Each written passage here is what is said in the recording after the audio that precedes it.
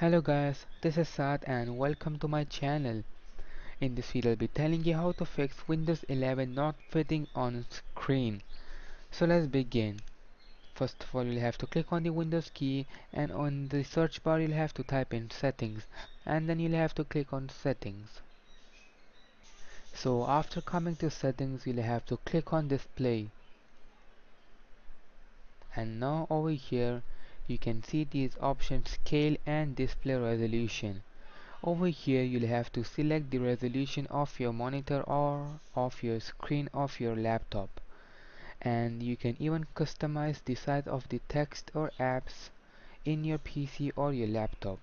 So if for you it is set to 175% or to 100%, you can customize it to the recommended value for you.